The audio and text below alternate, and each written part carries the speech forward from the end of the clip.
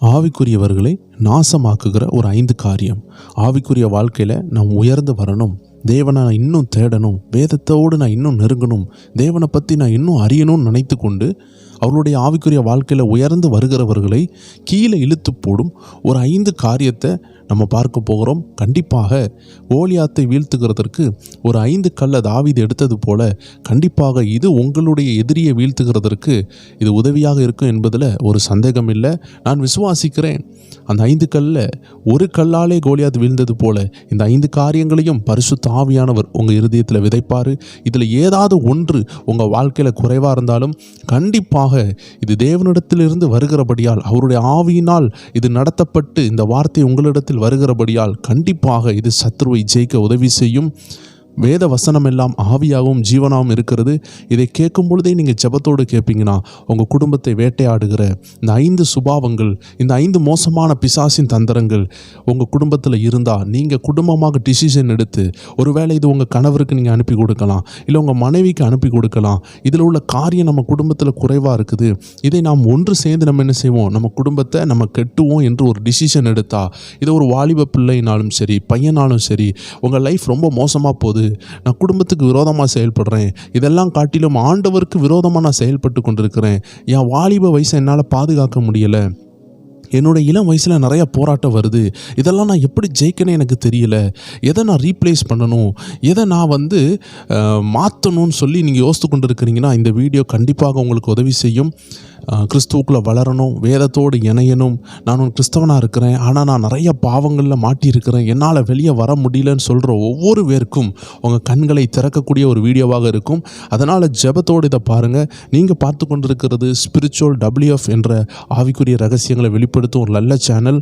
Bible college படிக்கணும்னு வாஞ்ச உள்ள எத்தனையோ பேர் உண்டு. ஆனால் அப்படி படித்தாலும் கூட தியாலஜிக்கலாக நீங்கள் படிப்பீங்க, இறையியல் சார்ந்த சில நோட் புக்ஸ் எல்லாம் நீங்கள் பெற்றுக்கொள்வீங்க. ஆனால் ஆவிக்குரிய ரகசியங்களை பெற்றுக்கொள்ள நமக்கு ஆண்டவர் இந்த சேனலை கொடுத்திருக்கிறார். கண்டிப்பாக இது உங்கள் உள்ளான மனுஷனை பலப்படுத்தும். அதனால் இதை நீங்கள் இணைந்து கேட்கலாம். வாங்க நம்ம வீடியோக்குள்ளே போகலாம். ஒரு 5 காரியத்தை நம்ம பார்க்க போகிறோம். முதலாவது, தேவன் ஒரு காரியத்தை ஆசீர்வாதமாக பண்ணணும்னா தேவன் என்ன செய்வார்னா ஒரு தனிநபரை அழைப்பார். அது எடுத்துக்காட்டுக்கு ஆபிரகாம், மோசே, இப்படி நம்ம சொல்லிக்கொண்டே போகலாம். அதற்கு பிற்பாடு அந்த நபருக்கு குடும்பம் இருந்துச்சுன்னா அந்த குடும்பத்தையும் சேர்த்து ஆண்டவர் ஆசீர்வதிப்பார். குடும்பத்தோடு தான் ஆபிரகாம் ஆசீர்வதிக்கப்பட்டார். இப்போ ஆபிரகாமுக்கு கொடுக்கப்பட்ட வாக்குத்தத்தம் நிறைவேறணும்னா அதற்கு கண்டிப்பாக மனைவி வேண்டும். அந்த மனைவியினால தான் ஒரு குமாரன் பிறப்பான். அந்த குமாரனால் தான் என்ன ஆகும், தேசம் எல்லாம் ஆசீர்வதிக்கப்படும். அதே போல மரியாள் இயேசு கிறிஸ்துவனுடைய தாய். அந்த தாய் இல்லாமல் இயேசு கிறிஸ்து என்ன செய்ய முடியாது, இந்த பூமியில் வர முடியாது. எப்படினாலும் இயேசு கிறிஸ்து அவர் நினைத்தால் ஒரு கல்லிலிருந்து கூட அப்பியராக முடியும், அவர் ஒரு மரத்திலிருந்து கூட உருவாக முடியும், ஆண்டவரால் அதை செய்ய முடியும். ஆனால் பூமியினுடைய லாஸ் அண்ட் ரெகுலேஷன், பூமியில் சில லாஸ் இருக்குது, ரூல்ஸ் இருக்குது, சில விதிமுறைகள் இருக்கிறது, சில வழிமுறைகள் இருக்குது. இந்த பூமியில் இந்த விதிமுறைகளை எல்லாம் ஃபாலோ பண்ணலன்னா ஆண்டவராக இயேசு கிறிஸ்துவாகவே இருந்தாலும் இயற்கையானபடி இந்த பூமியில் வர முடியாது. அதனால் பூமியில் வருகிறதற்கு ஒரு கருவறையை ஆண்டவர் தேர்ந்து கொண்டார். அப்படி என்றால் இயேசு தானாகவே இந்த பூமியில் வர முடியும், தனிநபராகவே வர முடியும். ஆனால் ஒரு குடும்பம் எவ்வளோ முக்கியமாக இருக்குது பாருங்களேன். மோசே அவரும் ஒரு குடும்பத்தில் இருந்து தான் வந்தார். ஒரு தாயும் தகப்பனுக்கு பிறந்த ஒரு மகனாக தான் மோசே வந்தார். அப்போ ஆண்டவர் ஒரு பெரிய விஷயத்தை செய்கிறார்னா அதற்கு ஒரு குடும்பத்தை தேர்ந்தெடுக்கிறார். அப்போ நம்ம குடும்பம் ரொம்ப முக்கியம். நீங்கள் வாலிபர்களாக இதை கேட்டுக்கொண்டிருக்கலாம், இல்லை திருமணம் ஆகி நீங்கள் வெளி தேசத்தில் இருந்து உங்கள் மனைவி வீட்டில், பிள்ளைகள் வீட்டில் இருந்து தனித்தனியாக கூட கேட்டுக்கொண்டிருக்கலாம். இதில் நீங்கள் புரிந்து கொள்ள வேண்டிய விஷயம், உங்கள் குடும்பத்தை கர்த்தர் பயன்படுத்துவார். நீங்கள் முதலாவது உங்கள் சிந்தனை டைவர்ட் ஆகி கொண்டிருக்கும். வெளி தேசத்தில் இருக்கிறவங்க கணவர் மனைவி பிரிந்து இருப்பீங்க, நிறைய காரியங்களில் உங்களுக்கு மிஸ் அண்டர்ஸ்டாண்டிங் வந்து கொண்டே இருக்கும், பிரச்சனைகள் வந்து கொண்டு இருக்கும். நீங்கள் அந்த தேசத்தில் உள்ளவாறு நீங்கள் போய் கொண்டிருப்பீங்க, இல்லை நீங்கள் காசு அனுப்புவீங்க, உங்கள் மனைவி ஒரு ரீதியாக போய் கொண்டிருப்பாங்க, அந்த காசை வீணாக்கி கொண்டிருப்பாங்க. ஆனால் நீங்கள் எவ்வளோ ட்ரை பண்ணாலும் அதை சமாளிக்க முடியாது. சில இடத்துல பார்த்தா நல்ல மனைவிகள் இருப்பாங்க, கணவர் வெளிநாட்டில் குடித்து குட்டிச்சோராக மாறுவார். எப்படி இருந்தாலும் எந்த இடத்துல வீக்காக இருந்தாலும் மனைவியோ இல்லை கணவரோ இல்லை கூட்டு குடும்பமாக இருக்கிறீங்க, வெளி தேசத்துலலாம் இல்லை, நான் தமிழ்நாட்டில் தான் இருக்கிறேன், இல்லை நான் வேறு பகுதியில் இருக்கிறேன், ஆனால் நான் குடும்பமாக இருக்கிறேன், என் குடும்பத்துக்குள்ளே ஒரு ஒருமனம் வரணும், என்னை ஆளுகை செய்கிற பாவங்களை செய்து என் குடும்பத்தில் உள்ள அந்த மேன்மையை நான் கொண்டு வரணும், கர்த்தருக்காக என் குடும்பம் பயன்படணும் அப்படின்னு சொல்கிற ஒவ்வொரு பேருக்கும் இந்த பாயிண்ட்டை நீங்கள் நோட் பண்ணிக்கோங்க. முதல் விஷயம், டேக் ரெஸ்பான்சிபிலிட்டி. நீங்கள் முதல் காரியம், உங்கள் குடும்பத்தினுடைய பொறுப்பை நீங்கள் சுமக்கணும். அதாவது நிறைய பேர் ஏன் இன்னைக்கு பொறுப்பட்டு இருக்கிறாங்கன்னா, முதலாவது நிறைய வாலிபர்கள் பொறுப்பட்டு இருக்கும் பொழுது அவர்களுக்கு திருமணம் பண்ணி வைப்பாங்க. திருமணம் பண்ணி வச்சாவது பொறுப்பு வரும்னு பார்த்தா முக்கால்வாசி பேருக்கு கண்டிப்பாக பொறுப்பு வரும். ஏன்னா பிள்ளைகள் பிறப்பாங்க, அந்த பிள்ளைகளை கவனிக்கணும், அந்த பிள்ளைகள் ஏதாவது அப்பாட்ட கேட்கும், அப்போ ரவுடித்தனத்தை விடுவாங்க, குடியை விடுவாங்க, சிகரெட்டை விடுவாங்க. இது இயற்கையாக நடக்குது. நிறைய வாலிபர்களை பாருங்கள், கெட்ட போதை பழக்கங்களுக்கு அவர்கள் தன்னை காத்து கொள்றதுக்காக என்ன செய்கிறாங்கன்னு பார்த்தீங்கன்னா, ஜிம்மில் போய் பாடி பில்டு பண்ணுவாங்க, உடல் பயிற்சி பண்ணி உடலை கட்டுமஸ்தாக வைக்கிறதுனால சிகரெட்டு, ஆல்கஹால் இப்படிப்பட்டவைகளை அவர்கள் தவிர்க்கிறாங்க. இயேசு கிறிஸ்து இல்லாமலே நிறைய பேர் குடிப்பழக்கத்தில் இல்லாமல் இருக்கிறாங்க. ஆனால் இயேசு கிறிஸ்து இருந்துமே சிலரால் பாவத்தை ஜெயிக்க முடியல. காரணம் என்னென்னா, பொறுப்பு அவர்கள் எடுக்கவில்லை. நம்ம ஒரு ரெஸ்பான்சிபிலிட்டியை எடுத்தோன்னா நம்மளால் கண்டிப்பாக பாவத்தை ஜெயிக்க முடியும். ஒரு எடுத்துக்காட்டு சொல்கிறேனே, உங்கள் கைகளில் 2 செங்கலை நீங்கள் 24 மணிக்கூறும் தூக்கிட்டே இருக்கணும்னு சொல்கிறாங்க. அப்போ நீங்கள் 2 செங்கலை தூக்கி கொண்டே இருக்கிறீங்க. இப்போ உங்களுக்கு உங்கள் மனைவியை அடிக்கிற புத்தி இருக்கலாம், இல்லை உங்கள் கணவரை அடிக்கிற புத்தி இருக்கலாம். சில மனைவிகள் இன்னைக்கு கணவரை அடிக்கிறாங்க. இல்லை குடிக்கிற புத்தி இருக்கலாம், இல்லை செல்ஃபோனை யூஸ் பண்ணுற புத்தி இருக்கலாம். ஒரு 24 மணிக்கூர் 2 செங்கலை உங்கள் கையில் தூக்கி கொண்டே இருந்தால் உங்கள் கையால் ப்ராக்டிக்கலாக அனுபவ ரீதியாக செல்ஃபோனை தொட முடியுமான்னு கேட்டால், அந்த 24 மணிக்கூர் நீங்கள் செங்கலை நீங்கள் தூக்கி கொண்டே இருக்கிறதுனால உங்களால் செல்ஃபோனை தொட முடியாது, டிவி ரிமோட்டை தொட முடியாது, மனைவியை அடிக்க முடியாது. ஏன்னா உங்கள் கையில் ஒரு 2 செங்கல் கொடுக்கப்பட்டிருக்கு, இடது கையில் 1, வலது கையில் 1. நீங்கள் தலைக்கு மேலே தூக்கிட்டு இருக்கிறீங்களோ இல்லையோ, உங்கள் கையில் சுமந்து கொண்டு இருந்தாலும் போதும், உங்கள் கையில் செங்கல் இருக்கிறதுனால வேறு வேலை செய்ய முடியலை. அப்படி என்றால் ஏதோ ஒரு ரீப்ளேஸ்மெண்ட், ஏதோ ஒரு இடமாற்றம், ஏதோ ஒன்றை மாற்றினதுனால உங்களால் என்ன செய்ய முடியுது, அந்த செல்ஃபோனை விட்டு மாறி இருக்க முடிகிறது. ஒரு அருமையான எடுத்துக்காட்டை ஒரு சேனலில் போட்டிருந்தாங்க. நான் அதை பார்க்கும்பொழுது ஆச்சரியமாக இருந்து, ஒரு ஆள் ரொம்ப கோபப்படுவார். கணவரும் மனைவியும் அடிக்கடி கோவம் சண்டை தான், அதனாலேயே சபைக்கு போக மாட்டாங்க, குடும்பத்தில் ஒரே பிரிவினை. அப்போ ஊழியர் வந்தார். இந்த கோவத்தினுடைய வல்லமையை மாற்றுறதுக்காக, நான் உங்களுக்கு ஜெபம் பண்ணி தண்ணி தாரேன், எப்போ எல்லாம் உங்களுக்கு கோவம் வருதோ அப்போ எல்லாம் அந்த தண்ணியை மட்டும் வாயில் குடித்து கொள்ளுங்க, உங்கள் கோவம் உங்களை விட்டு போயிடும்னு அந்த கதையில் போட்டிருந்தது. ரொம்ப ஆச்சரியமான கதை. நானும் நினச்சிட்டேன் அந்த ஜெப தண்ணி அவ்வளோ பவர் கொண்டுன்னு நினச்சிட்டேன். அப்போ அந்த ஐயாவுக்கு கோவம் வருது. உடனே என்ன செஞ்சிட்டாரு, தண்ணி எடுத்து வாயில் குடிச்சிட்டார் அந்த ஜெப தண்ணியை. கொஞ்ச நேரத்தில் கோவம் போன உடனே 2-3 நாள் கழித்து பாஸ்டர் வரார்.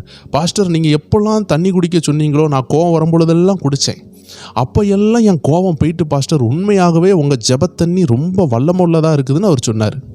அப்போ அந்த பாஸ்டர் கேட்டார், எப்பா நான் ஜெபிச்சதில் தண்ணிலாம் ஒன்றும் பவராலாம் மாறலை, நான் உனக்கு இயற்கையான ஒரு ஆலோசனை தான் சொன்னேன். நீ தண்ணியை குடிச்சனா, உன் வாயை திறந்தனா தண்ணி கொட்டிடும். அதாவது அந்த பாஸ்டர் என்ன சொல்லியிருப்பாருன்னா, எப்பெல்லாம் கோவம் வருதோ இந்த தண்ணியை குடித்து வாய்க்குள்ளே வச்சுக்கோங்க, முழுங்காதீங்கன்னு சொல்லியிருப்பார். அப்போ இவருக்கு கோவம் வரும் பொழுதெல்லாம் அந்த தண்ணியை குடிச்சிட்டு மனைவியை ஏசும் பொழுதெல்லாம் வாயில் தண்ணி இருக்குமா, அதனால் அவர் முழுங்கவும் முடியாது, துப்பவும் முடியாது, இவர் பேசவே மாட்டார். அப்போ பேசாமல் இருந்து கோபம் போன பிறகு முழுங்குங்கன்னு பாஸ்டர் சொல்லியிருப்பார். இதை அவர் 3 நாள் ப்ராக்டிஸ் பண்ணியிருப்பார். இப்போ ப்ராக்டிஸ் பண்ணோன்னா உண்மையாட்டே அவருக்கு கோவம் அந்த 5 நிமிஷத்தில் அந்த கோபம் போயிருக்கும். அதனால் பெரிய சண்டை வருகிறது தடுத்திருக்கும். ஏன்னா ஒவ்வொரு வாட்டியும் இவருக்கு சண்டை வரும்பொழுது மனைவி என்ன செய்வாங்க, அவங்க அம்மா வீட்டுக்கு ஓடிடுவாங்க. அப்புறம் 10-15 நாள் கழித்து வருவாங்க.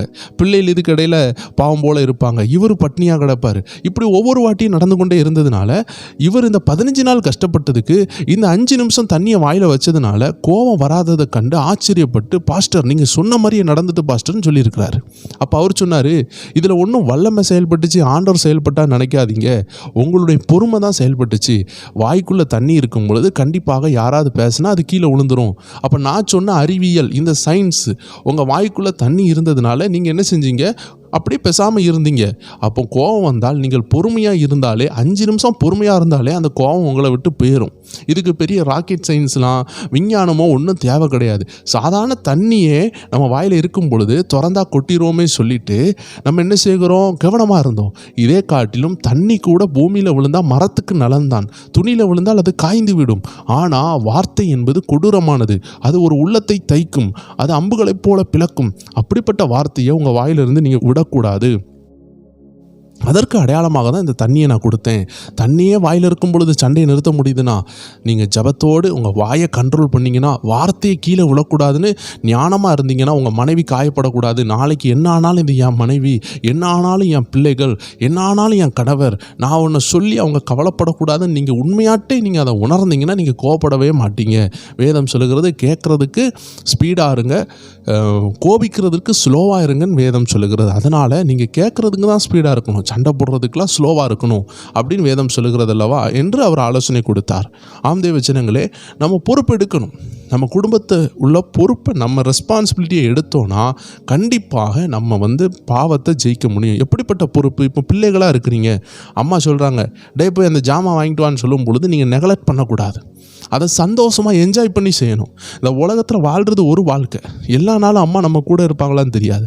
அம்மா ஒரு சர்ப் பொடி வாங்கிட்டு வாடா, ஒரு 1/4 கிலோ மசாலா வாங்கிட்டு வாடா, ஒரு சிக்கன் வாங்கிட்டு வாடா, அதை வாங்கிட்டு வாமா, அதை வாங்கிட்டு வான்னு சொல்கிறாங்கன்னா உங்களுக்கு திராணி இருக்குன்னா நீங்கள் அதை செய்யணும். நிறைய வாலிபர்களுக்கு இந்த ஆலோசனை இல்லாததுனால தான் அவங்க கெட்டு போகிறாங்க. அவங்க என்ன செய்வாங்க, அவங்களுக்கு முடியும், அவங்களுக்கு திராணி இருக்கும். இந்த பிள்ளைகள் சாப்பிட்றதுக்காக தான் அம்மாவே செய்யணும்னு நினைக்கிறாங்க. கிச்சன்லேருந்து 1:30 மணிக்கு ஒரு வேலையும் செய்வாங்க. அந்த ஜாமானையும் அவங்க வாங்க முடியுமா? கணவர்கிட்ட சொன்னால் அவர் இன்னும் பிஸியாக இருப்பார்.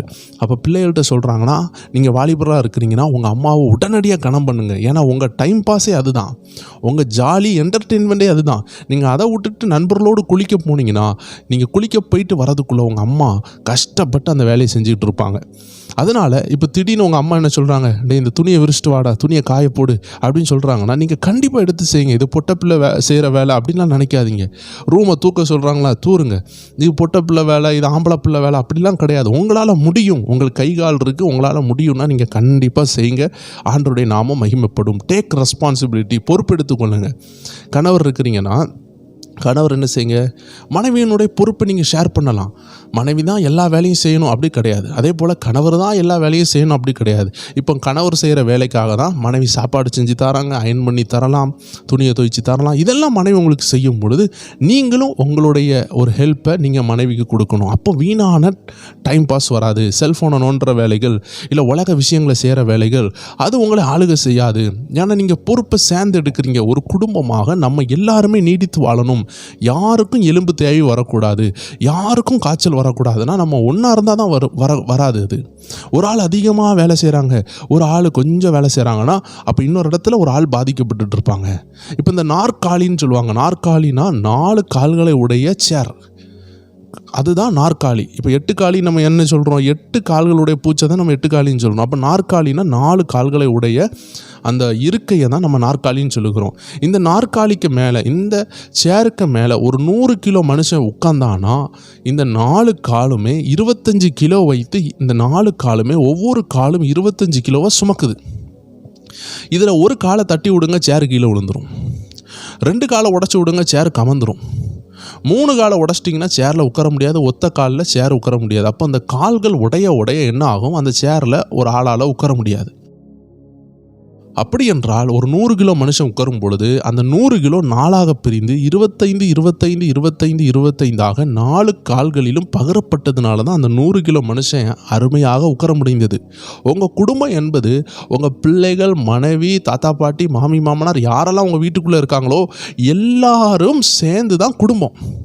அப்போ இந்த நாற்காலின்னு சொல்லுகிறது எல்லாம் சமமாக வெயிட்டை ஸ்ப்ளிட் பண்ணது போல் ஒவ்வொரு வேரும், மாமி மாமனார் இருக்காங்கன்னா மருமகா காய்கறி வெட்டும் பொழுது அங்கே உட்காந்து நான் எவ்வளோ அழகாக வெட்டுவேன் தெரியுமா, நான் எவ்வளோ கஷ்டப்பட்டு வேலை செஞ்சேன் தெரியுமா, அதெல்லாம் சொல்லுகிற இடமே அந்த இடம் கிடையாது. ஒருவேளை அப்படி மாமி சொல்கிறாங்கன்னா அதை கண்டுக்கிடாமல் இருக்கவும் மருமகா பழகிட்டாங்கன்னா அந்த குடும்பத்தில் பிரச்சனை வராது.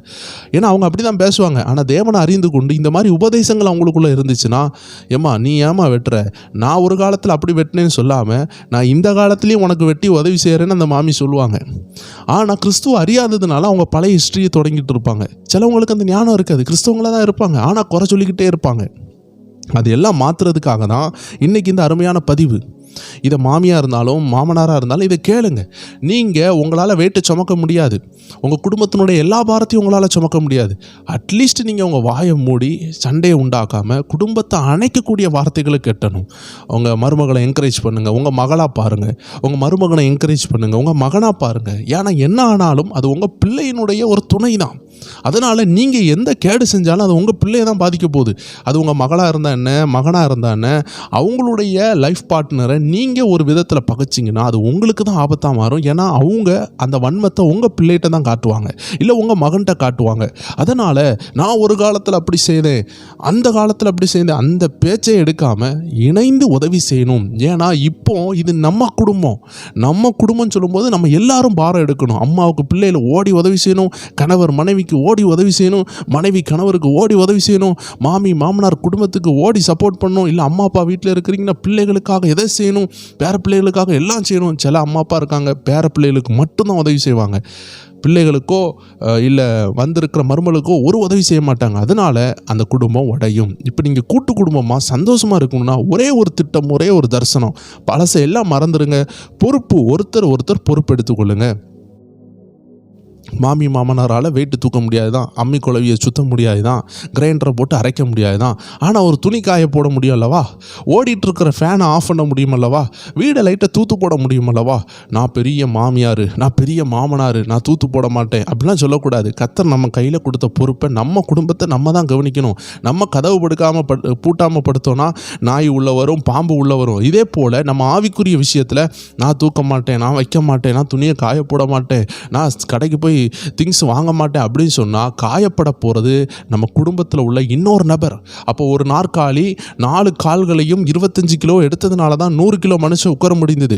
இதே போல் நீங்களும் உங்களுடைய வெயிட், உங்கள் குடும்பத்தினுடைய வெயிட்டு எல்லாருமே நீங்கள் எடுக்கணும். எடுத்தால் தான் ஆளுக்கு ஒரு வெயிட்டை எடுக்கும் பொழுது தான் அந்த குடும்பம் ஸ்டாண்டர்டாக நிற்கும். அப்போ தான் அது தலை ஓங்கி நிற்கும். அதுதான் கற்பாறையின் மேல் உள்ள வீடு. இந்த வீடாக நீங்கள் மாறணும்னா ஒருத்தர் ஓடி பொறுப்பு எடுக்கணும். அந்த பொறுப்பை வேகமாக நீங்கள் எவ்வளோ சீக்கிரம் எடுக்கிறீங்களோ ஒருத்தர் பார்த்து நான் அதை செய்கிறேன், அந்த ஒரு அன்பு அந்த வீட்டுக்குள்ளே வரும். சிலர்லாம் பார்த்தீங்கன்னா காலையில் துணியை மாடியிலேருந்து எடுத்துகிட்டு வந்திருப்பாங்க, துணி காய போட்டதை. அது நைட் ஆனாலும் மடக்கி வைக்க மாட்டாங்க, 3 நாள் ஆனாலும் மடக்கி வைக்க மாட்டாங்க. 4வது நாள் தான் தெரியும் அதுக்குள்ளே ஒரு பெரிய பூரா இருந்தது. அப்போ அந்த பூரா இந்த 4 நாள் இருந்துச்சு. எல்லாருடைய சோம்பரித்தனத்தினால நான் எடுக்க மாட்டேன், நான் மடக்க மாட்டேன்னு சொல்கிறதுனால அது கடைசியில் அதை கவனிக்காமல் வச்சுருந்தா பீரோக்குள்ளேயும் போயிடும். என்னைக்காவது யாராவது போடும்போது அது கடிக்க தான் செய்யும். இதே மாதிரி தான் தேவச்சனங்கள் கவனமாக இருக்கணும். எல்லா விஷயத்துலையும் நம்ம பொறுப்பு போட்டு நம்ம செய்யணும். கிச்சனுக்குள்ளே போகிறீங்க, ஒரு கணவர் தான் கிச்சனுக்குள்ளே போகிறாங்க, அங்கே பாத்திரம் விளக்காமல் கிடக்குதுன்னா தைரியமாக செய்யுங்க, பாத்திரத்தை எடுத்து கழுவுங்க. என்ன பெருசாக குறைய போகுது? நம்ம அதெல்லாம் செய்கிறதுனால தான் குடும்பம் நல்லா இருக்க போகுது. நீங்கள் அதை எடுத்து கழுவி, என் மனைவி கஷ்டப்பட்டு காலையிலேருந்து வேலை பார்த்துருக்காங்க, அவன் கொஞ்ச நேரம் ரெஸ்ட் எடுக்கட்டுமே. நீங்கள் பெட்ரூம் போகும்போது அவங்க செல்ஃபோனை சிலப்போ யூஸ் பண்ணிட்டுருப்பாங்க, அவங்க குடும்பத்தில் பேசிகிட்டு இருப்பாங்க. என்னடி கதையாக பேசுகிறேன்னு சொல்லிட்டு அடிக்கிறதுனால உங்கள் குடும்பம் தான் நாசம் ஆகுது. ஏன்னா அவங்க ரொம்ப வாயாடியாக இருக்காங்கன்னா, அவங்க ரொம்ப குடும்பத்தில் தாறுமாறாக அவங்க வீட்டு விஷயங்களை உலகத்தில் சொல்கிறதும், உலக நண்பர்கள்ட்ட பேசுகிறோம், அந்த மாதிரி தவறுகள் இருந்துச்சுன்னா ஒரு கணவர் நியாயமான கோபத்தை கொண்டு வரலாம். வேத வசனத்தை வைத்து ஆலோசனை சொல்லி, எம்மா இப்படி செய்யாதம்மான்னு சொல்லி நீங்கள் ஜெபத்தில் தான் ஜெயிக்கணுமே தவிர அடித்து ஜெயிக்க முடியாது. ஆனால் ஒருவேளை உங்கள் மனைவி உண்மையாகவே காலையிலேருந்து கஷ்டப்பட்டுட்டு எல்லா வேலைகளையும் செய்துட்டு ஒரு சின்ன ரெஸ்ட் எடுக்கும் பொழுது நீங்கள் ஏதாச்சியாக கிச்சனுக்கு போகிறீங்க, ஒரு மாமாவோ ஒரு மாமியோ இல்லை பிள்ளைகள் கூட நீங்கள் போகிறீங்க, கிச்சனில் ஏதாவது அசிங்கமாக இருக்குதுன்னா நீங்கள் அதை எடுத்து வைத்தீங்கன்னா, அதை செம்மப்படுத்துனீங்கன்னா கர்த்தர் உங்களை ஆசீர்வதிப்பார். இதே போல் தாய் தகப்பன் உங்கள் பிள்ளையினுடைய பெட்ரூம் வராங்க, இல்லை மாமியினுடைய ரூமுக்கு வராங்க, அங்கே ஒரு பெட்ஷீட் அசிங்கமாக இருக்குது, அங்கே சில வஸ்திரங்கள் கழுவாமல் தொங்கப்பட்டிருக்குதுன்னா நீங்கள் அதை உற்சாகமாக எடுத்து செய்யுங்க. நாளைக்கு நீங்களும் வயதாகும் பொழுது நீங்கள் எதை விதைச்சிங்களோ அது உங்களுக்கு கிடைக்கும். இதுதான் நம்பர் 1, ரெஸ்பான்சிபிலிட்டியை எடுத்துக்கொள்ளுங்க. உங்களுக்கு நீங்கள் ரெஸ்பான்சிபிலிட்டி எடுக்கும் பொழுது என் அம்மா, என் அப்பா, என் பாட்டி, என் தாத்தா, என் மருமகன்னு சொல்லி ஒரு பொறுப்பு, அந்த பொறுப்பு அன்பு ப்ரிஸ்டேஜ் இருக்காதுங்க. என் மருமகனுக்கு செருப்புன்னு கூட கழுவி வச்சிரும், அதுதான் அன்பு. ஏன் மாமனாருக்கு செருப்பு அதில் அழுக்கு ஒட்டியிருக்கு, அதை கழுவுவோம். ஏன்னா ப்ரிஸ்டேஜே இல்லாத அன்புக்குள்ளாடி ஒன்றுமே கிடையாது, ப்ரிஸ்டேஜே கிடையாது. அன்பு சகல பாவங்களையும் மூடும், எல்லாவற்றையும் செய்யும். அதாவது ப்ரிஸ்டேஜ் எங்கே வேணும்னா, அதாவது நிறைய பேர் உங்களை கீழ்த்தரமாக போட்டு மிதிக்கிறாங்கன்னா நீங்கள் நல்லா இருக்கணும். அதாவது அன்பாக இருக்கும் பொழுது உங்களை அடிமையாக்குவாங்க. உங்கள் குடும்பம் அடிமையாக்குறதுல என்ன இருக்குது? உங்களுடைய பர்சனாலிட்டி, உங்களுடைய தேவத்துவம், அதாவது உங்களுக்குள்ளே இருக்கிற அந்த தேவனுடைய அழைப்பு, உங்களுக்குள்ளாடி கர்த்தர் வைத்திருக்கிற அந்த கணவர் என்ற பொசிஷனை உங்கள் மனைவி அடித்து உடைத்து உங்களை வகைய வைக்காமல் பண்ணும் பொழுது நீங்கள் உஷாராக இருக்கணும். அவங்க அப்படிலாம் செய்ய போகிறது கிடையாது. அவங்க அன்பை தான் எதிர்பார்க்குறாங்க. என் கணவர் என்னமான்னு ஒரு வார்த்தை பேச மாட்டாரான்னு அவங்க எதிர்பார்த்து கொண்டு இருக்கிறாங்க. அப்படி தான் இன்றைக்கி இருக்கிறாங்களே தவிர, ரொம்ப முரட்டுத்தனமாக இருக்கிறவங்களும் ஒரு சிலர் இருக்கிறாங்க. அதை நீங்கள் ஜெபித்து தான் ஜெயிக்க முடியும். அது கர்த்தர் சமூகத்தில் ஜெபித்து காத்திருந்து அதனுடைய விடுதலையை நீங்கள் பெற்றுக்கொள்ளணும். மற்றபடி இந்த சின்ன சின்ன விஷயங்கள் செய்கிறதுனால உங்கள் குடும்பம் ஆசீர்வாதமாக இருக்கும். ரெண்டாவது விஷயம், டேக் ரெஸ்பான்சிபிலிட்டி இன் பெயின். குடும்பத்தில் ஒவ்வொரு வேதனை வரும் பொழுது அதை அவன் சுமக்கட்டும். என் மகன் தான் அந்த தவறை செஞ்சான், அதை அவன் சுமக்கட்டும். என் மனைவி செஞ்ச வேலை அதை அவன் சுமக்கட்டும். என் கணவர் தேவையில்லாமல் போய் வாய் கொடுத்தாரு, அவர் வாங்கி தீரட்டும். அது என் மாமனாருக்கு தேவை தான். அவர் சும்மா இருக்கிற இடத்துல போயிட்டு இப்படி ஆஸ்பத்திரி போனார், ஸ்கேன் எடுத்தார். அவர் எதுக்கு வீட்டுக்குள்ளே இருக்கலாம்ல, எதுக்கு போனார் ஆஸ்பத்திரி, இப்படிலாம் பேசி கொண்டு இருப்பாங்க. அப்படி செய்யும் பொழுது நம்ம குடும்பம் தான் உடையும். டேக் ரெஸ்பான்சிபிலிட்டி இன் பெயின். உங்கள் கணவர் வேலை முடிச்சுட்டு வராரா, நீங்கள் கஷ்டப்பட்டு வேலையை முடித்து சமையல்லாம் செஞ்சு பாத்திரம்லாம் கழுவிட்டு தான் வருவீங்க. வந்தாலும் ஒரு 2 வார்த்தை அவங்கள்ட்ட எப்படி இருக்கீங்க, அன்பாக இருக்கீங்களா, அதாவது அன்பாக பேசுங்க. பேசி எப்படி வேலைலாம் நல்லா இருந்தா, அதுதாங்க அந்த ஷேர் பண்ணுற விஷயம். உங்கள் மனைவியும் நீங்களும் பார்த்து பேசுங்க. என்னம்மா எப்படி இருந்துச்சு, ஒர்க் எப்படி இருந்துச்சு, பொறுப்புகள் எப்படி முடிஞ்சிச்சு. பிள்ளைகள்கிட்ட விசாரிங்க. அந்த பிள்ளைகள் கண்ணீரோடு இருப்பாங்க. அப்பா அம்மாட்ட சொல்ல பயந்து போயிருப்பாங்க. திடீர்னு ஃபெயில் ஆகிட்டு வந்து உட்காந்துருப்பாங்க. எப்படா சொல்ல பயந்து கொண்டு இருப்பாங்க. நீங்கள் விசாரிக்கலைன்னா அவங்க மொழியை வைத்து கண்டுபிடிச்சிடணும். அவங்க மூஞ்சை வச்சு கண்டுபிடிச்சிடணும். இன்றைக்கி ஏதோ தில்லுமுள் பண்ணியிருக்கான். அப்படி கண்டுபிடிக்கலன்னா அவங்களே ரிப்போர்ட்டு கார்டில் அவங்களே சைன் போட்டு அவங்க கெட்டு போகிறதுக்கு நிறைய வாய்ப்பு இருக்குது. சில பிள்ளைகளுடைய பேக்கில் போதை வஸ்து கிடக்குது. சில பிள்ளைகளுடைய பேக்கில் ரொம்ப மோசமான விஷயங்கள் கிடக்குது. இது மற்ற பிள்ளைகள் இவங்க பேக்கில் போட்டு விட்ருவாங்க. இதனால் இந்த தாய் தகப்பன்மார் என்ன நினைப்பாங்க, என் பிள்ளை மோசமாயிட்டா, கெட்டு போயிட்டா, இங்கே போதை கிடக்குது, தவறான விஷயங்கள் கிடக்குது. நீங்கள் விசாரிக்கணும், ஏன் இது நடக்குது, ஏன் இதை வாங்கி வச்சிருக்கிற. இது எல்லாம் ஒரு அன்பு இருந்தால் தான் நம்ம கவனமாக அந்த குடும்பத்தை நடத்த முடியும். நிறைய விஷயங்கள் இன்றைக்கி இப்படி இருக்கிறதுனால ஒருவர் பெயின், ஏன் அவங்க அந்த தவறை செய்தாங்க, ஏன் அதில் மாட்டிக்கிட்டாங்க. ஒரு ஆள் கோபப்படுறாங்கன்னா மாமி மாமனார் எல்லோரும் சேர்ந்து போதும்பா போட்டுப்பான்னு சொல்லி அந்த பெயினை உடனே குறைக்கணும். நல்லா வாங்கட்டும், ஏச்சு வாங்கட்டும், நேற்றுக்கு என்ன தில்லுமுள்ளு பண்ணாவா, இன்றைக்கி 2 கொடுக்கட்டும்னு சொன்னால் அடி வாங்க போகிறது உங்கள் மகனுடைய மனைவி தான். அதனால் பாதிக்கப்பட போகிறது உங்கள் பேர பிள்ளைகள் தான். இதை உணர்ந்துட்டிங்கன்னா உடனே அந்த சண்டையை தவிர்த்து உங்கள் மருமகளை காப்பாற்ற முடியும். இல்லை உங்கள் மாமி ஏதோ பிரச்சனை பண்ணிட்டாங்க, வரட்டும், இன்றைக்கி என் கணவர் நல்ல ஒரு வேட்டு வச்சுருக்கேன்னு சொன்னீங்கன்னா நாளைக்கு அவங்க தான் பாதிக்கப்படுவாங்க. அவங்க பாதிக்கப்படும் பொழுது நாளைக்கு உங்கள் பிள்ளைகளை அவங்க அன்பாக கவனிக்கக்கூடிய அந்த தன்மை அவங்களுக்கு விட்டு போயிடும். அந்த மனசு அவங்களுக்கு விட்டு போயிடும். நாளைக்கு உங்களுக்கு உதவி செய்யக்கூடிய மனசு அவங்களுக்கு இருக்காது. ஏதோ ஒரு உதவி அவங்க மூலமாக வரலான் இருக்கும். அதனால் எல்லாருடைய பெயின், எல்லாருடைய வலிகளில் நீங்கள் என்ன செய்யுங்க, பங்கு பெறுங்க. ஒரு வேளை வயசானவங்க கொஞ்சம் சீனி ஐட்டம் நிறைய சாப்பிட்ருவாங்க. உடனே போட்டு அவங்கள ஏசாமல் அவங்களுக்கு சொல்லிக் கொடுங்க, இப்படி சீனி சாப்பிட்றதுனால இவ்வளோ ஆபத்து இருக்குது, அதுக்கு பதிலாக இதை சாப்பிடுங்கன்னு சொல்லி கொஞ்சம் நெட்டில் படிங்க. இன்றைக்கி எவ்வளோ சாஃப்ட்வேர்ஸ் இருக்குது, ஜெமினி இருக்குது, ChatGPT இருக்குது, மீட்டா இருக்குது. இப்படிப்பட்ட சாஃப்ட்வேர்ஸில் என்னதெல்லாம் வயசானவங்களுக்கு கொடுக்கலாம், யூடியூப்பில் எவ்வளவோ இருக்குது. அந்த மாதிரி ஒரு ரெசிபி செய்து அந்த மாதிரி ஒரு சாப்பாடை செஞ்சு உங்கள் தாய் தகப்பனுக்கு இல்லை மாமி மாமனார் கொடுங்க. அது நாளைக்கு உங்களுக்கும் அதே போலவே ஆண்டவர் என்ன செய்வார், ஆசீர்வாதத்தை தருவார். 3வது காரியம், லாஸ் ஆஃப் ஃபேமிலி டைம். அதாவது குடும்ப நேரம் சொல்லக்கூடிய நேரம் இன்றைக்கி ரொம்ப குறைந்து விட்டது. ரொம்ப மொபைல் அடிக்ஷன், ஸ்க்ரீன் வேர்ல்டு, இந்த நிழல் உலகம் அவர்களை ஆளுகை செய்கிறது. வேலை முடிச்சுட்டு வருவாங்க, வந்தவொடனே சொல்லுவாங்க, நான் ரொம்ப டயர்டாக இருக்கிறேன். மனைவிட்ட பேச மாட்டாங்க, இன்டர்நெட் உள்ளே போயிடுவாங்க. அது பேரே இன்டர்நெட், அது ஒரு வலைத்தளம். நல்லா புரிந்து கொள்ளுங்கள், மனைவி தான் ஒரு கணவருடைய வலையாக இருக்கணும். ஆனால் இன்றைக்கி உலகம் தாறுமாறாக போய் கொண்டு இருக்கிறது. ஒரு கணவர் தான் ஒரு மனைவியினுடைய வலையாக இருக்கணும். அந்த வலையில் தான் ஒரு மனைவி இருக்கணும். எப்படி ஒரு வலை, ஒரு சிலந்தி ஒரு வலையில் இருக்குதோ, ஒரு கணவருக்கு மனைவி தான் வலை, ஒரு மனைவிக்கு கணவர் தான் வலை. அந்த வலைக்குள்ளே இருக்கிற வரைக்கும் அந்த சிலந்தி பாதுகாப்பாக இருக்கிறது போல் ஒரு கணவரும் மனைவியும் பாதுகாப்பாக இருப்பாங்க. ஒரு பிள்ளைகளுக்கு அம்மா அப்பா தான் வலை. அந்த வலையில் சிலந்தி இருக்கிறது போல் அழகாக பிள்ளைகள் அம்மா அப்பா கூட இருக்கும்போது இருப்பாங்க. அம்மா அப்பா விட்டு ஒதுங்கும் போது தான், தனியாக இருக்கும்போது தான் பிட் அடிக்கிறதுக்கு நாளைக்குள்ளே பிட் எழுதிக்கிட்டு இருப்பாங்க. நண்பர்கள் தந்த தீமையான விஷயங்களை தனி அறையில் இருக்கும்பொழுது தான் பார்ப்பாங்க. மோசமான விஷயங்களை தனி அறையில் அம்மா அப்பா விட்டு பிரியும் பொழுது தான் அந்த சுபாவம் கெட்டு போகுது. அதனால் இந்த இன்ஸ்டாகிராம் இந்த விஷயங்களை எல்லாம் நைட்டு நேரம் உபயோகப்படுத்துகிறத ரொம்ப குறைச்சிருங்க. ஏன்னா 9 மணிக்கு பிறகு நீங்கள் எதெல்லாம் பார்க்குறீங்களோ அதெல்லாம் உங்கள் கனவு மண்டலத்தை பாதிக்கும், உங்கள் ஆவிக்குரிய உலகத்தை பாதிக்கும். சயின்டிஃபிக்கலாக இயற்கையாகவே நீங்கள் பார்க்கும் பொழுது அந்த செல்ஃபோன்லேருந்து வரக்கூடிய அந்த ப்ளூ லைட்டுன்னு சொல்லக்கூடிய லைட்டு உங்கள் தூக்கத்தை கெடுக்கும். நீங்கள் பார்க்கக்கூடிய செல்ஃபோன் வெள்ளை கலர் ஸ்க்ரீனாக இருந்தாலும் அதில் இருந்து வரக்கூடிய ஒரு ப்ளூ ரேல்னு சொல்லக்கூடிய ஒரு ஒளி கதிர் என்ன செய்கிறதுனா உங்கள் கண்களை பாதிக்கும். உங்களுடைய கண்ணுடைய பவர் குறைஞ்சிரும். நாளைக்கு உங்களால் புத்தகம் படிக்க முடியாது, பைபிள் படிக்க முடியாது. அதனால் இந்த மொபைல் ஸ்க்ரீன் டைம் ரொம்ப குறைங்க. உங்கள் கணவர் வந்துட்டாங்களா, டிவி ஆஃப் பண்ணுங்க. அது வரைக்கும் நீங்கள் ஜெபம் பார்த்துட்டு இருக்கலாம். நான் ஜெபம் பார்க்குறேன்னு சொல்லி நிறைய பேர் 9 மணி வரைக்கும் 10 மணி வரைக்கும் பார்ப்பாங்க. வந்த கணவருக்கு சாப்பாடு எடுத்து வைக்க மாட்டாங்க. நீங்கள் ஆவிக்குரியவங்க தான், ஆனால் கணவர் வர்றதுக்கு முன்னாடி வரைக்கும் தான் நீங்கள் டிவியை பார்க்கணும். அதுக்கப்புறம் பார்க்குறீங்கன்னா உங்கள் கணவரை நீங்கள் இழந்துருவீங்க. அவர் என் மனைவி இப்படி தான் நினச்சிட்டு அவர் தவறான விஷயங்களை செய்ய ஆரம்பித்துருவார். அதனால் உங்கள் ஆவிக்குரிய வாழ்க்கையெல்லாம் அவங்க வர்றதுக்கு முன்னாடியே பார்த்துக்கோங்க. இல்லைனா அவங்கள கவனித்துட்டு நீங்கள் அதுக்கப்புறம் உட்காந்து ஜெபிங்க. இல்லைனா அதிகாலையில் எழும்புங்க. இல்லை சாயந்தரம் வேலைகளை முடிச்சுட்டு ஒரு 7 மணிக்கெலாம் உட்காந்துருங்க. நான் ஆவிக்குரிய ஒரு ஆலோசனை சொல்லணுன்னா என்னுடைய தாயார்லாம் 6 மணிக்கு ஜெபத்தில் உட்காந்துருவாங்க. சாயந்தரம் வேலையை முடிச்சிருங்க. இல்லைனா 6 மணிலேருந்து 8 மணி வரைக்கும் ஜெபிங்க. 8 மணிக்கு போய் வேலையை தொடங்குங்க. 9 மணிக்குள்ளே முடிச்சிடலாம். இந்த மாதிரி தான் குடும்ப ஸ்திரீகள் ஞானமாக இல்லைனா குடும்பம் உடைய தொடங்கிடும். இதில் சில பிள்ளைகள் அம்மாட்ட அம்மா சொல்லித்தாங்கன்னு கேட்பாங்க. ஏன்னா எல்கேஜி யூகேஜிலலாம் டியூஷன் அனுப்ப முடியாது, சின்ன பிள்ளைகள். அப்போ அதையும் பார்க்கணும். இப்படி எல்லா விஷயங்களையும் மல்டிபிள்ஸ் ஆஃப் ஒரு கேரிங் நமக்கு தேவைப்படுது. அதனால் இந்த ஸ்க்ரீன் டைமிங் மொபைல் இன்றைக்கி ரொம்ப ஆபாசமான விஷயங்கள் இருக்கிறது. அதை பிள்ளைகள் இன்றைக்கி பார்த்து கெட்டு போகலாம்.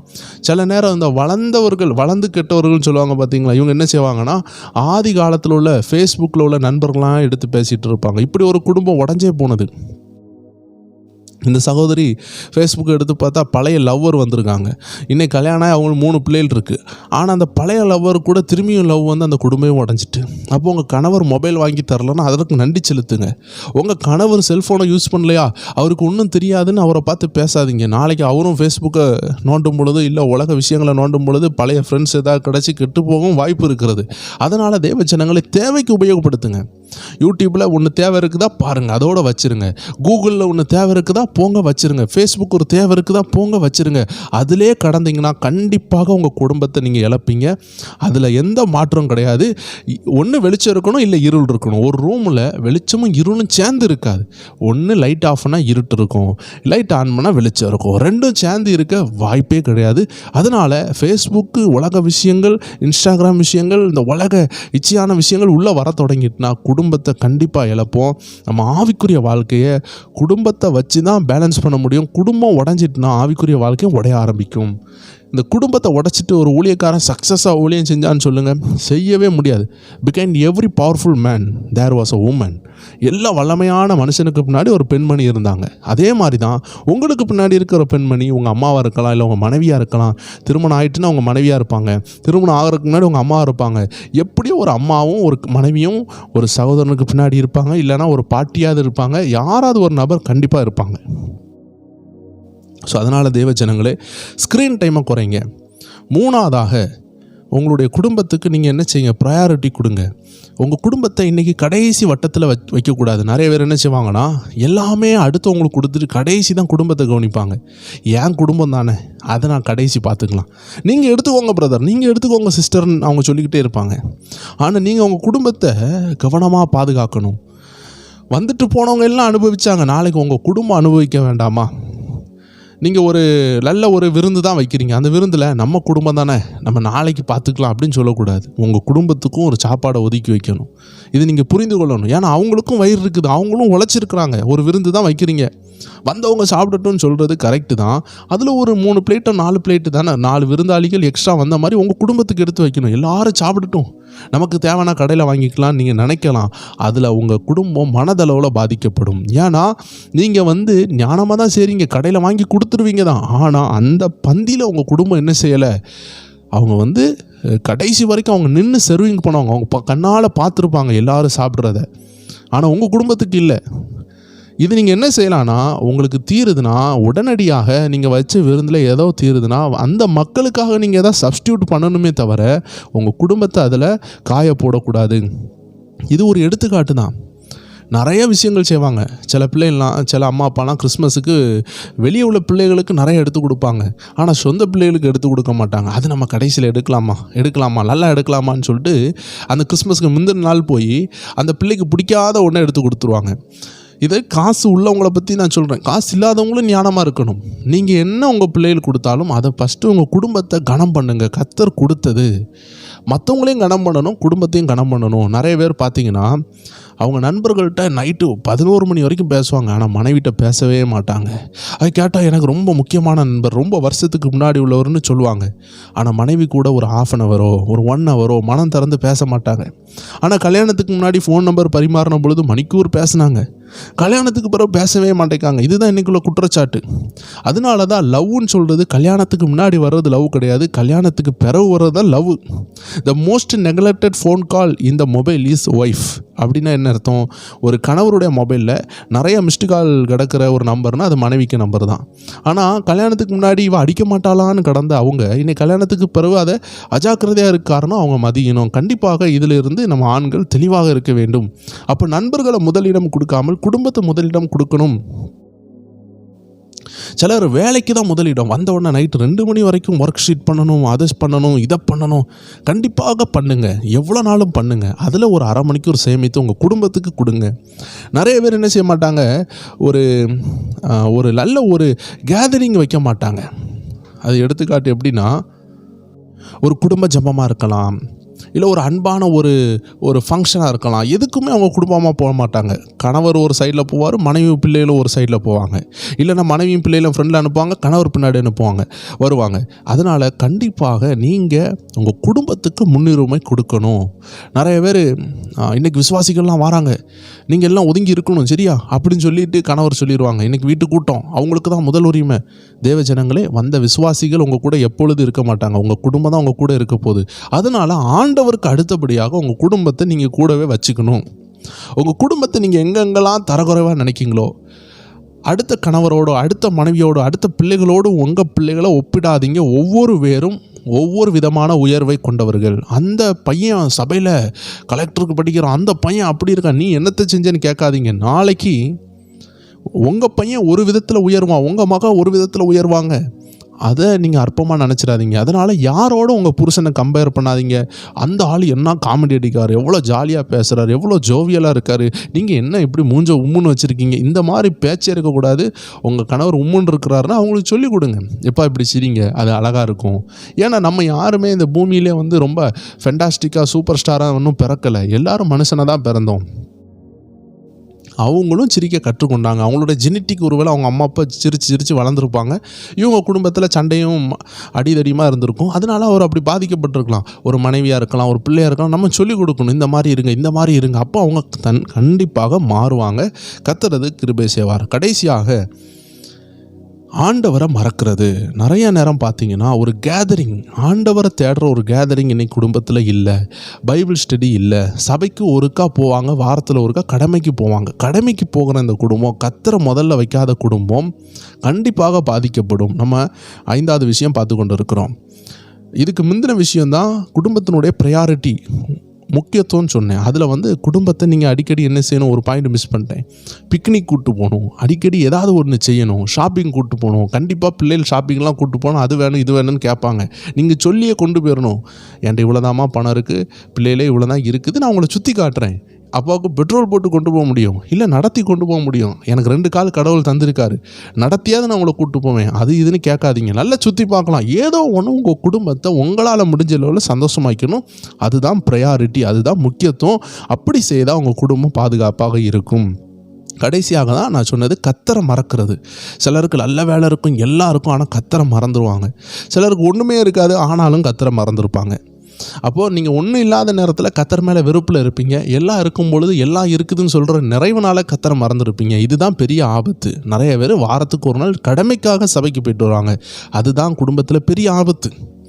நீங்கள் சபையில் நடக்கிற எல்லா விஷயத்தையும் ஆர்வமாக கலந்து கொள்ளணும். இப்போ எக்ஸாம்பிள் ஒரு கன்வென்ஷன் நடக்குதுன்னா உங்கள் இருதயம் எப்படி இருக்கணும்னா அங்கே பேரணும், 3 நாளும் பேரணும். ஏன் தெரியுமா? 3 நாள் போகும்பொழுது உங்கள் மனைவிக்கு நல்ல ஞானம் உண்டாகும். பிள்ளைகள் அந்த வசனங்களை கேட்பாங்க, அந்த சாட்சிகளை கேட்பாங்க. உங்களை அறியாமலே உங்கள் பிள்ளைகளுடைய வாழ்க்கையில் விசுவாசம் கட்டப்படும், அவங்க கிறிஸ்துவுக்குள் வளருவாங்க.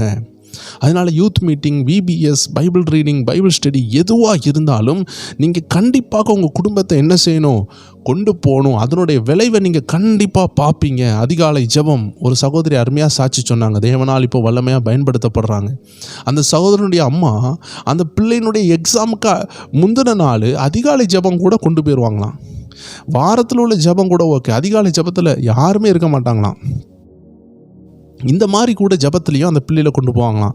ஏம்மா நாளைக்கு எக்ஸாம்மா, ஏம்மா கொண்டு போகிறீங்கன்னு கேட்டால் அவங்க அம்மா சொல்லுவாங்களாம், 1 வருஷம் படிக்காத நீ நாளைக்கு ஒன்றும் படித்து ஒன்றும் செஞ்சுக்கிட மாட்டேன், எடுக்கிற மார்க்கை எடு, முதல்ல கத்தரை தேடுன்னு சொல்லுவாங்களாம்.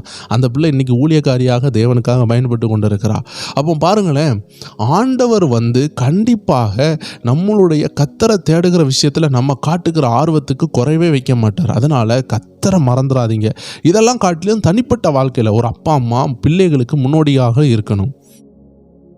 அப்போது நிறைய ஊழியர்கள் சொல்கிற சாட்சி கேட்டுருக்கிறேன். அந்த அருமையான சகோதரி நான் பற்றி சொன்னேன் பார்த்தீங்களா, அவங்க அம்மா கண்டிஷனாக வளர்த்தாங்க, ஊழியக்காரியாக இருக்கிறாங்க. அந்த சகோதரி சொன்ன சாட்சியில் ஒரு சாட்சி, அவங்க அதிகாலையில் கணவரும் மனைவியுமாக எழும்பி உட்காந்து ஜெபிப்பாங்களாம். அந்த பிள்ளைகள் முழிச்ச உடனே அம்மா அப்பா ஜெபிக்கிறத தான் பார்க்குமா. என்னுடைய வாழ்க்கையிலே நான் எழும்பும் பொழுது என் அப்பா ஜெபித்து கொண்டு இருக்கிறத பார்ப்பேன், எங்கள் அம்மா ஜெபிக்கிறத பார்த்துருக்குறேன். அதனால தான் இன்றைக்கி எனக்கும் அதை ஜெபிக்க முடியுது. நீங்கள் சொல்லி வளர்கிறத காட்டில் நீங்கள் செய்கிறத பார்த்து பிள்ளைகள் ஈஸியாக வளருவாங்க. அதனால் கண்டிப்பாக என்ன செய்யுங்க, நீங்கள் நல்லதை செய்யுங்க. நீங்கள் காலையில் எழுப்பி முட்டு போட்டுருக்கிறீங்கன்னா உங்கள் பிள்ளைகளும் அதையே ஃபாலோ பண்ணுவாங்க. என் அப்பா முட்டு போட்டு ஜெபிப்பாங்க, நாங்களும் ஜெபிக்கணும். என் அம்மா முட்டு போட்டு ஜெபிப்பாங்க, நாங்களும் ஜெபிக்கணும். எங்கள் அம்மா சபைக்கு வைராக்கியமாக போவாங்க, நாங்களும் போகணும். இந்த ஒரு காரியத்தை மறந்துடாதீங்க. இதுதான் ப்ரையாரிட்டியான விஷயம். எல்லாத்தையும் காட்டிலும் முதல்ல கடவுளை தேடிடுங்க, ஆண்டவரை தேடிடுங்க. நீங்கள் ஆண்டவரை தேடிட்டீங்கன்னா மற்ற எல்லா விஷயம் கிடைக்கும். அப்போ நீங்கள் ஆண்டவரை தேடணும், உங்கள் குடும்பத்தை 2வது ப்ரையாரிட்டியாக வச்சுக்கணும். அடுத்தது இந்த ஸ்க்ரீன் டைமிங், உலக விஷயங்களை குறைக்கணும். அடுத்தது உங்களுடைய வழிகளை பகிர்ந்து கொள்ளணும். அது பிள்ளைகளுடைய வழி தானே, அது மனைவி பார்த்துக்கிடான்னு சொல்லக்கூடாது. கணவரும் சேர்ந்து பிள்ளைக்கு என்ன ஆச்சுன்னு நீங்கள் கவனிக்கணும். பிள்ளை ஃபெயில் ஆகிருக்குன்னா அந்த வழி உங்களுக்கும் வரணும். அது அம்மாவுக்கு மட்டும் வந்தால் அந்த வீடில் எல்லாம் இருக்காது. எல்லா வழிகளையும் பகிர்ந்து கொள்ளுங்கள். ஏன்னா இது ஒரே குடும்பம். ஒரு சரீரத்தில் காலில் வெட்டுப்பட்டுச்சுன்னா கை வரைக்கும் வலிக்கும். எங்கே குத்துனாலும் உடம்புக்கே வலிக்குது பார்த்தீங்களா. சரீரம் இவ கையில் அடிபட்டால் ஹோல் உடம்புக்கு வலிக்குது. இதே மாதிரி தான் குடும்பத்தில் ஒரு இடத்துல டேமேஜ் ஆச்சுன்னா நம்ம எல்லாருக்கும் வலிக்கணும். அதுதான் குடும்பத்தில் உயிர் இருக்குதுன்னு அர்த்தம். பிறகு ரெஸ்பான்சிபிலிட்டி எடுத்துக்கொள்ளுங்க, பொறுப்பு எடுத்துக்கொள்ளுங்க. அது என் பாட்டி தானே, அது என் மாமனார் தானே, என் மாமி தானே, அப்படி விடக்கூடாது. உங்கள் குடும்பத்துக்குள்ளே யாரெல்லாம் இருக்காங்களோ அத்தனை பேருடைய பொறுப்புலையும் நீங்கள் ஒரு பங்கு கண்டிப்பாக வகிக்கணும். அப்போ தான் கெட்ட பாவங்கள் உங்களுக்குள்ளே வராது. 5 காரியத்தை வேகமாக சொல்லுகிறேன். முதல்ல டேக் ரெஸ்பான்சிபிலிட்டி, பொறுப்பு எடுத்துக்கொள்ளுங்க. அது கணவராக இருக்கட்டும், மனைவியாக இருக்கட்டும், ஒருவருடைய பொறுப்பு. அவங்களால மிஞ்சிய வேலைகளை நீங்கள் செய்து கொடுங்க. அவங்களால செய்து முடிச்சுட்டு செய்ய முடியாதது நீங்கள் செஞ்சு கொடுங்க. எடுத்துக்காட்டுக்கு துணி காய போட சொல்லுவாங்க, இல்லை ஒரு சின்ன கடைக்கு போக சொல்லுவாங்க, இல்லை ஒரு சின்ன விஷயம் வாங்கி கேட்பாங்க, ஹெல்ப் பண்ணுங்கள். 2வது விஷயம், அவங்களோட பெயினில் நீங்கள் என்ன செய்யுங்க, பொறுப்பெடுத்துக்கொள்ளுங்க. வலி, அவங்களோட வேதனைகள், பெண்களுக்குள்ள உடல் ரீதியான வலிகள், அந்த நேரத்தில் ஆண்கள் ஆக்டிவாக இருக்கணும். மாமி மாமனார் கொஞ்சம் ஹெல்ப் பண்ணலாம். இப்படி கூட்டு குடும்பமாக பெயினில் நீங்கள் உதவி செய்யுங்க. 3வது காரியம், லாஸ் ஆஃப் ஃபேமிலி அட்டென்ஷன். அதாவது குடும்பத்துக்கு கொடுக்க வேண்டிய கவனத்தை இன்ஸ்டாகிராம், ஃபேஸ்புக், உலகம், யூடியூப் இதில் கொடுத்து டைம் வேஸ்ட் பண்ணுறது, டிவி சீரியலில் கொடுக்கறது. கணவர் வந்த பிறகும் டிவியில் உட்காந்து தேவ செய்தி தான் கேட்பாங்க. ஆனால் கணவர் வந்துட்டாங்கன்னா ஒன்ஸ் அதை ஆஃப் பண்ணிவிட்டு, அது தேவ செய்தியாக இருந்தாலும் பொறுப்பு, கத்தர் கொடுத்த கணவரை கனம் பண்ணிட்டு தான் அடுத்தது வசனம். நீங்கள் 7 மணிலேருந்து டிவி பார்த்துருப்பீங்க. இப்போ கணவர் வந்தாச்சு, இப்போ பிடித்த ஒரு தேவ மனுஷன் பேசி கொண்டு இருக்காரு. இதையும் நீங்கள் கேட்குறீங்கன்னா நீங்கள் செய்தி தான் கேட்குறீங்க, கத்தருடைய விஷயத்தை தான் கேட்குறீங்க. ஆனால் கணவரை கனவீனப்படுத்திட்டு கேட்குறது அழகு கிடையாது. இன்றைக்கி நிறைய பேர் சினிமா பார்த்துட்டு இருக்கிறாங்க, வந்த கணவரை கவனிக்கவே மாட்டாங்க. அதனால தான் அவருக்கு ஃபோன் நம்பரில் ஒய்ஃப் 1, ஒய்ஃப் 2, ஒய்ஃப் 3ன்னு போகிறது. காரணம் என்ன?